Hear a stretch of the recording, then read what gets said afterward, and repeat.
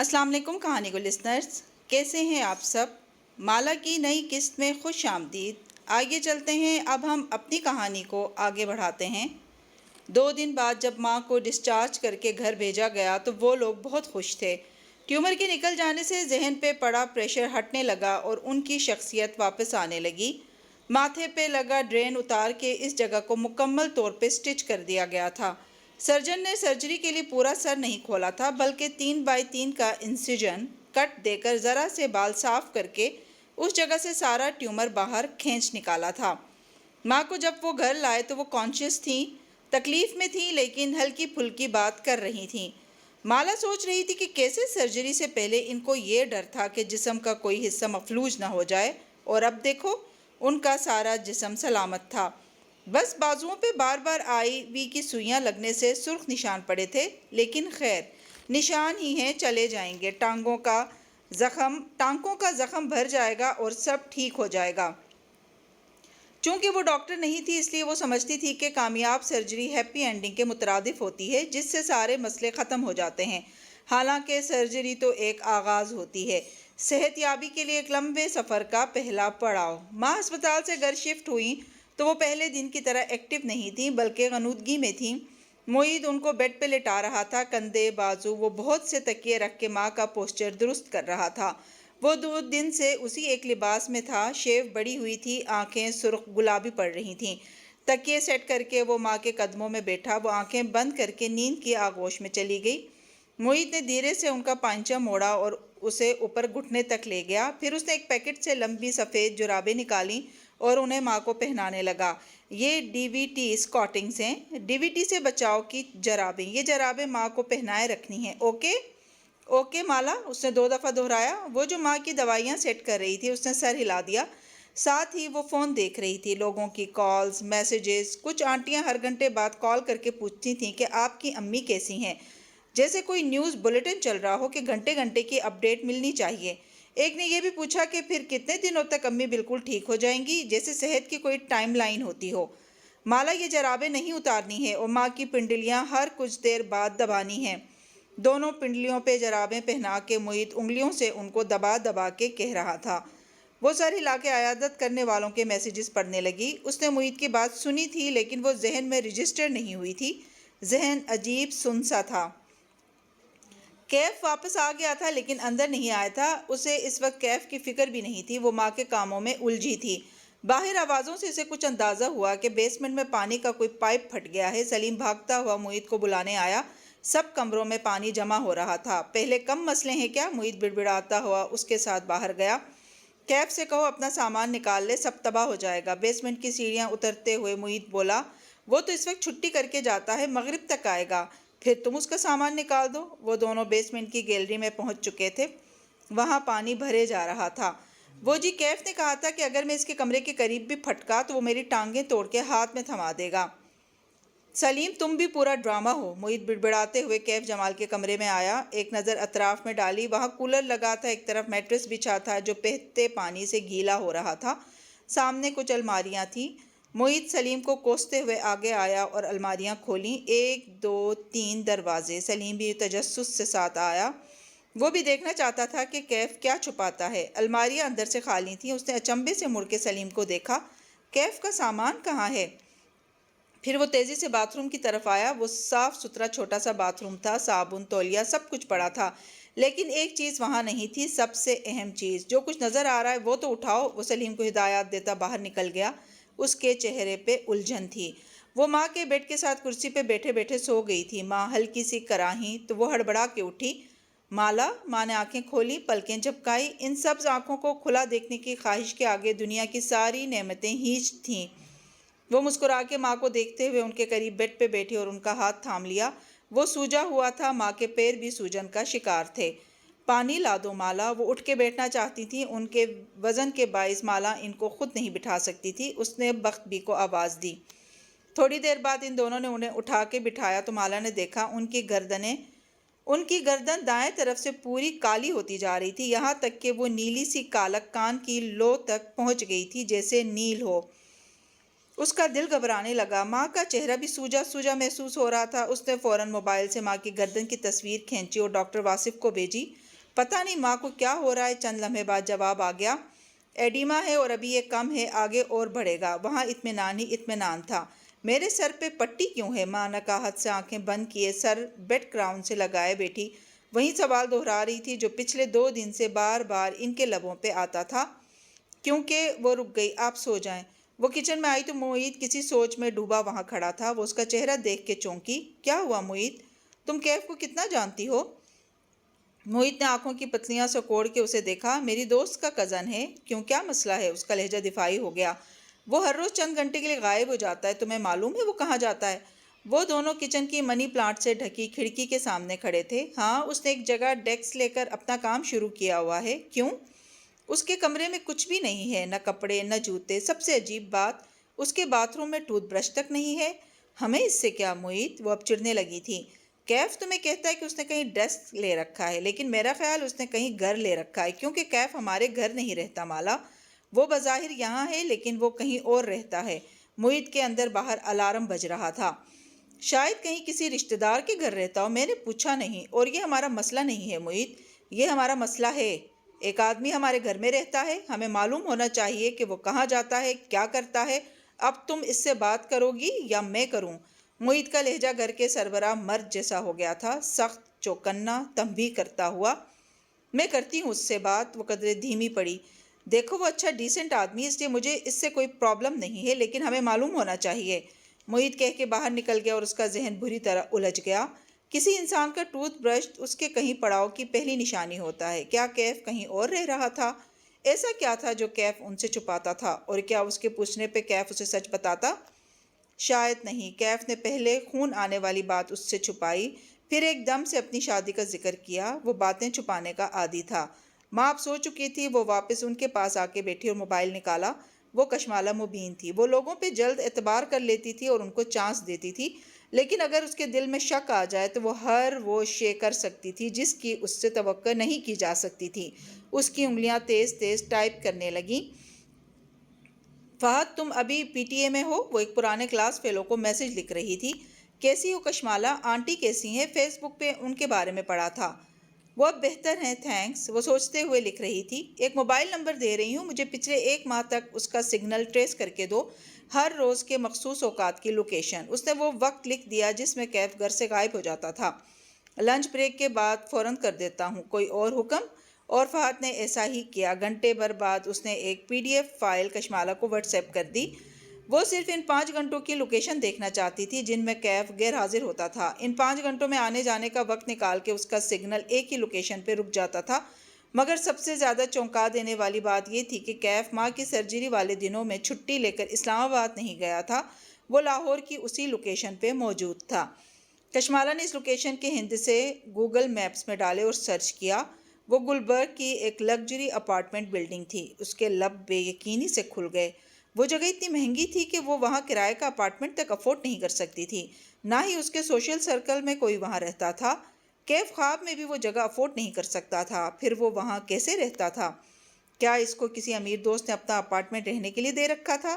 یا شاید وہ وہاں کام کرتا ہو، کوئی دوسری جاب۔ اب تک اس نے بہت کچھ نظر انداز کیا تھا، کیف کے مہنگے گیجٹس، ان کی فون کالز، اس کا باتیں چھپانا، لیکن اب بات بڑھتی جا رہی تھی۔ اس نے آہستہ سے موبائل ایک طرف ڈال دیا۔ کیف جمال کی ایک خفیہ زندگی تھی جس سے وہ ناواقف تھی۔ کیف بیسمنٹ کے کمرے کے میٹرس پہ چت لیٹا چھت کو گور رہا تھا۔ پنکھے کے 3 پر ایک دوسرے کے پیچھے بھاگ رہے تھے اور اس کی نظریں ان کے ساتھ گھوم رہی تھیں۔ حورِ جہاں بیگم کے آپریشن کو آج 8واں دن تھا۔ کل ان کی پٹی کھل گئی تھی اور وہ روبہ صحت تھیں، مگر اس دوران اس کی کشمالہ سے ملاقات برائے نام ہی ہوئی تھی۔ دوبارہ خون پھینکنے جیسا واقعہ بھی نہیں ہوا تو ہر طرف خاموشی تھی۔ وہ اپنے متعین کردہ گھنٹوں میں ڈیوٹی کرتا اور چلا جاتا۔ 5 گھنٹے اپارٹمنٹ میں گزارنے کے بعد واپس آتا اور گارڈ چیئر پہ بیٹھ جاتا۔ زندگی اسی روٹین کے دائرے میں چکر کاٹ رہی تھی۔ کیا پروگریس ہے؟ مالک کی کال پہ اس کا حلق تک کڑوا ہو گیا۔ اوپر سے یہ سوال۔ کچھ خاص نہیں۔ وہ کانوں میں ایئرپورٹس لگائے اسی طرح لیٹے لیٹے چھت کو دیکھتے ہوئے بولا۔ پروگریس نہیں ہے تو تم کیا کر رہے ہو؟ وہ برہمی سے بولا۔ کیف کے چہرے پہ بدمزگی پھیلی۔ اس کی ماں بیمار ہے، میں اس سے زبردستی کوئی معلومات حاصل نہیں کر سکتا۔ بجلی ایک جھپاکے سے چلی گئی، پنکھا UPS کی وجہ سے گڑگڑانے لگا۔ اسی لیے تم نے سوچا تم اس لڑکی کو پریشان کر دو؟ مالک کا لہجہ طنزیہ تھا۔ اس کا اشارہ مالا اور صفورہ کی گفتگو کی طرف تھا۔ میں نے اسے پریشان نہیں کیا، وہ غلط فہمی تھی۔ میں نے اس کو توقف کیا، فکس کر دیا ہے۔ کیسے فکس کیا ہے؟ جہاں اتنے جھوٹ بولے ہیں وہاں ایک اور بول دیا ہے۔ خوش؟ وہ ایک دم فون میں غرایا۔ مالک خاموش ہو گیا، جیسے اس کو اس لہجے کی توقع نہ تھی۔ ایسا کرتے ہیں، آج اس ڈیل کو ختم کرتے ہیں۔ کیف چونک گیا۔ ابھی 2 ماہ مکمل نہیں ہوئے، میں یہاں 2 ماہ کے لیے آیا تھا۔ وہ ایک دم سیدھا ہو کے بیٹھ گیا۔ 2 ماہ کا انتظار کرنے کی ضرورت نہیں ہے، استعفیٰ دو اور وہاں سے نکل آؤ۔ تمہیں ویسے بھی کوئی کام کی معلومات نہیں ملی، نہ ملے گی۔ مجھے اس کی زندگی سے کب نکلنا ہے یہ میں طے کروں گا۔ کیف دانت پہ دانت جما کے دبی آواز میں بولا، تم مجھے ڈکٹیشن دینا بند کرو۔ دوسری جانب چند لمحے کی خاموشی چھا گئی۔ پھر مجھے مت کہنا کہ تمہیں خبردار نہیں کیا۔ کیف نے ہوں کر کے سر جھٹکا اور فون رکھ دیا۔ مالک اس کا کیا بگاڑ سکتا تھا؟ مالک اس وقت کار کی پچھلی سیٹ پہ بیٹھا تھا، سفید بال جیل سے جمائے، بنا سلوٹ کے 3 پیس سوٹ پہنے، قیمتی گھڑی کلائی پہ باندھے۔ وہ کسی میٹنگ کے لیے تیار کہیں جا رہا تھا، لیکن صاف واضح تھا کہ اس کا موڈ خراب ہو چکا تھا۔ کال بند کرتے ہی اس نے ایک نمبر ملایا، مگر وہ آف تھا۔ مالک نے جھنجھلا کے ایک دوسرا نمبر ملایا اور موبائل کان سے لگایا۔ مسٹر فرید اپنے روم میں ہیں، ان سے بات کروائیں، وہ انگریزی میں بولا۔ چند لمحے کے انتظار کے بعد وہ لائن پہ تھا۔ کیا ہوا ہے مالک؟ وہ اس لڑکی کو چھوڑنے پہ تیار نہیں ہے، اسے اس جاب کے لیے بھیجنا ایک غلطی تھی۔ کیوں؟ وہ چونکا۔ کیا وجہ ہے؟ وجہ وہی ہے جو ایک لمبے چوڑے مرد کو گھٹنوں کے بل گرا دیتی ہے، مالک تلخی سے کہہ رہا تھا۔ وہ اس کی محبت میں گرفتار ہو چکا ہے، وہ اسے نہیں چھوڑے گا۔ یہ نہیں ہونا چاہیے مالک، اسے 2 ماہ کے اندر اندر وہاں سے نکلنا تھا، ہماری یہی ڈیل ہوئی تھی۔ تم بے فکر رہو، میں اس کو وہاں سے نکال لوں گا۔ کیسے؟ وہ چونکا۔ بہت آسان ہے، وہ سڑک کنارے بھاگتے درخت دیکھتے ہوئے کہہ رہا تھا۔ ہم کشمالہ مبین کو اس کے باڈی گارڈ کی حقیقت بتا دیں گے، وہ اسے خود ہی نکال دے گی۔ مبین منزل پہ وہ صبح امید اور آسانی لیے طلوع ہوئی تھی۔ مالا کے کمرے میں ماں کا الگ بیڈ لگا تھا۔ یہ ہسپتال کا آٹومیٹک بیڈ تھا جو انہوں نے 1 ماہ کے لیے کرائے پہ لیا تھا۔ بٹن دبانے سے اس کی ٹیک اوپر اور نیچے ہو جاتی تھی۔ اس وقت حورے جہاں بیگم ٹیک لگائے بیٹھی تھی، ابھی وہ اپنی کمر کے سہارے نہیں بیٹھ سکتی تھیں۔ ماتھے کی پٹی اب اتر چکی تھی اور نیلے دھاگے کے ٹانکوں کی ایک لکیر نظر آتی تھی۔ ان کے بال صرف 3 انچ کے حصے سے مونڈے گئے تھے، وہ بھی ماتھے کے دائیں جانب سے۔ سر کے باقی تمام بال سلامت تھے۔ ٹانکوں کا دھاگا وائکرل کا تھا، جس نے چند دن بعد گھل کے خود ہی ختم ہو جانا تھا۔ یعنی ٹانکے اتارنے کی بھی ضرورت نہ تھی، پیچھے رہ جانا تھا ایک زخم کا معمولی نشان، ایک یادگار کہ کبھی حورے جہاں کو ٹیومر ہوا تھا۔ مالا کے کمرے میں آج کل وہ سحری اور افطاری وغیرہ کرتے تھے، کیونکہ ماں ابھی یہاں سے نکل نہیں سکتی تھی۔ اس وقت مالا اپنے بیڈ پہ بیٹھی تھی اور معید ماں کے ساتھ کرسی رکھے ان کا ہاتھ پکڑے بیٹھا تھا۔ وہ ہر صبح ماں کو خود ناشتہ کرواتا تھا۔ ابھی تک وہ جاب پہ واپس نہیں جا رہا تھا۔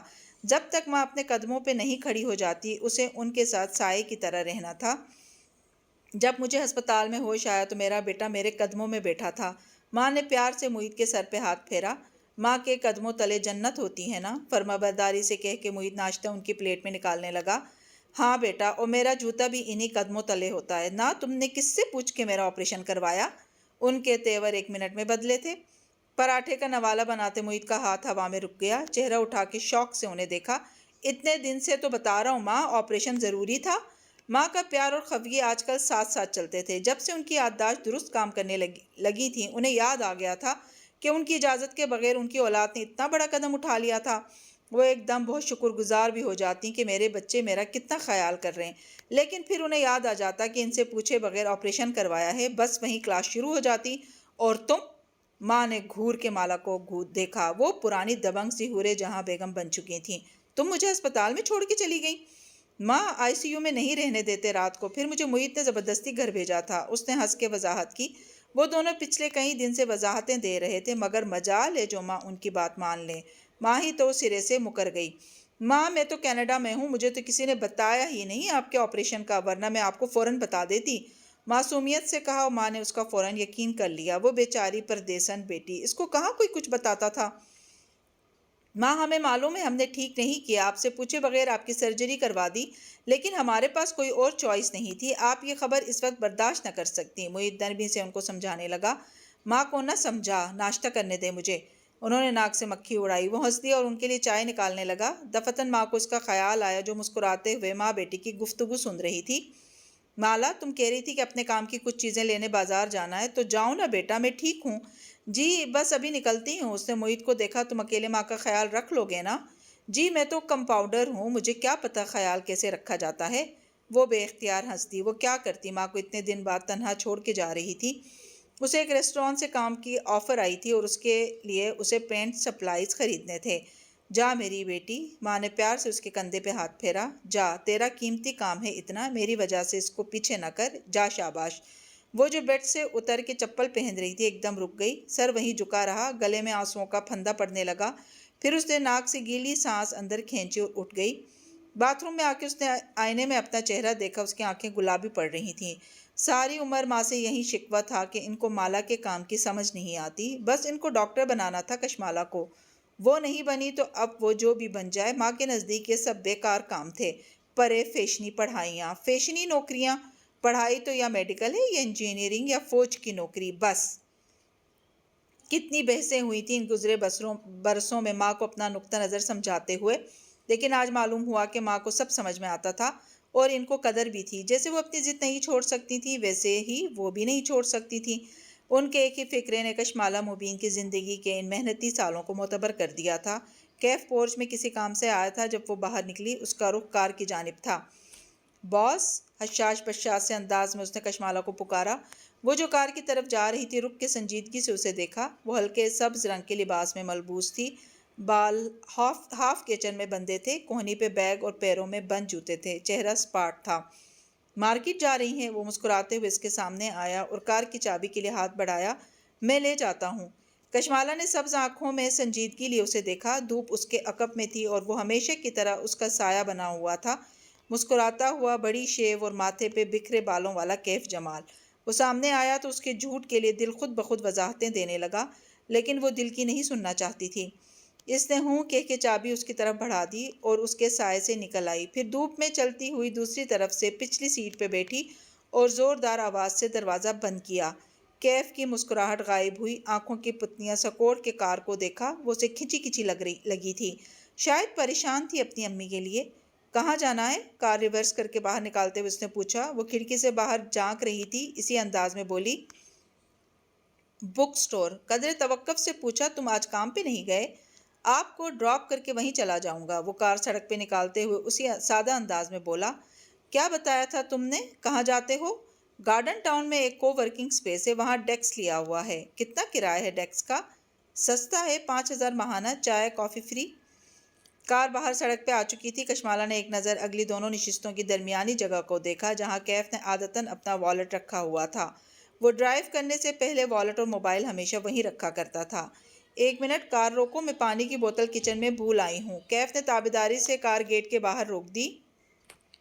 وہ دروازہ کھولنے لگی تو کیف نے اسے روک دیا۔ آپ بیٹھیں، میں لے آتا ہوں۔ سیٹ بیلٹ اتار کے وہ باہر نکلا اور گیٹ کی طرف بڑھا۔ کشمالا اسے گیٹ کے اندر جاتے دیکھتی رہی۔ وہ جانتی تھی اس مقام سے وہ CCTV کیمرے کی نظر میں نہیں آئے گی۔ اسے تیزی سے دونوں سیٹس کے درمیان رکھا، کیف کا والیٹ اٹھایا۔ اف مالا، تم کیا کر رہی ہو؟ یہ غلط ہے۔ مگر اس نے اندر سے آتی آوازوں کو کہہ دیا۔ شک اس کے دل میں جگہ بنا چکا تھا۔ والیٹ برانڈڈ تھا، اندر کیف جمال کا ID کارڈ لگا تھا، ساتھ اس کا ایک بینک کارڈ تھا، تیسرا کارڈ کسی اور شے کا تھا۔ کیش والے خانے میں 5,000 کے نئے نوٹ بھرے تھے، وہ اتنے زیادہ تھے کہ والیٹ پھولا ہوا تھا۔ اس نے ایک نظر اوپر دیکھا، وہ ابھی باہر نہیں آیا تھا۔ پھر اس نے تیسرا کارڈ نکال کے بغور دیکھا، وہ اسی لگژری اپارٹمنٹ بلڈنگ کا کارڈ تھا۔ یہ غالباً چابی کے طور پہ استعمال ہوتا تھا۔ اوپر نمبر بھی لکھا تھا 5C، 5ویں فلور کا تیسرا اپارٹمنٹ۔ اسے ہر ایک نے کیف کے بارے میں الگ الگ خبردار کیا تھا۔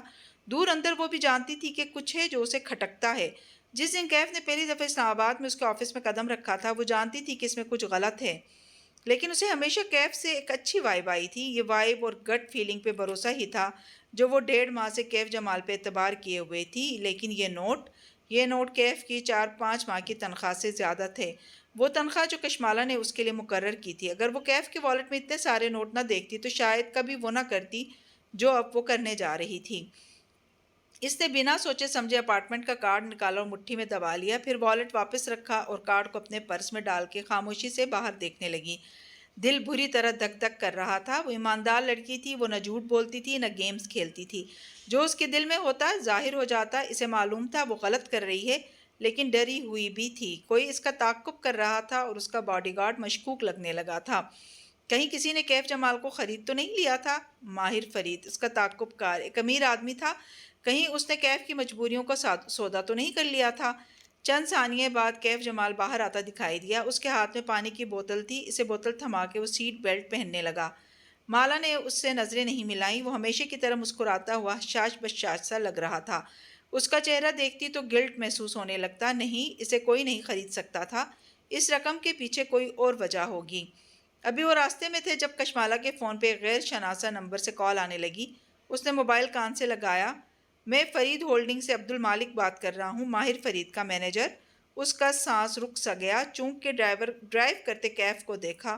वो उसे नहीं देख सकता था, न फ़ोन की आवाज़ सुन सकता था। जी बताएं, मैं आपके लिए क्या कर सकती हूँ? खिड़की से बाहर देखते उसने लहजे को सिरसिरी सा बनाया। अलबत्ता दिल बुरी तरह धड़क रहा था। आप बताएं, हम आपके लिए क्या कर सकते हैं? मेरे इल्म में आया है कि आपका असिस्टेंट कैफ जमाल मेरे बॉस के बारे में चंद लोगों से पूछगछ करवा रहा है। मैंने सोचा है कि खुद ही आपसे रब्ता कर लिया जाए। कशमाला ने बाहर देखते हुए बहुत सा थूक निकला। एक अजीब सा खौफ महसूस हुआ। उसका ताक़ुबकार सच बन के सामने आ गया था। समझ नहीं आ रही थी कि क्या कहे। मालिक ने उसकी मुश्किल आसान कर दी। क्या हम आज मिल सकते हैं? श्योर, आप मुझे मैसेज कर दें, मैं देख लेती हूँ। कॉल बंद करके वो बद्दिक़्क़त चेहरे के तासुरात नॉर्मल करते हुए बाहर देखने लगी। गोद में रखी मुट्ठी ज़ोर से बीच रखी थी।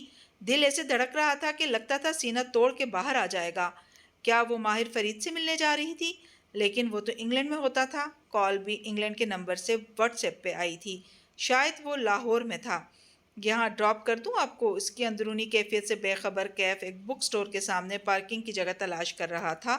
हाँ, और कार मुझे दे दो। तुम कैब कर लेना, मुझे कुछ घंटे के लिए कार चाहिए होगी। कैफ ने संजीदगी से पलट के उसे देखा। Are you sure? आप अकेले?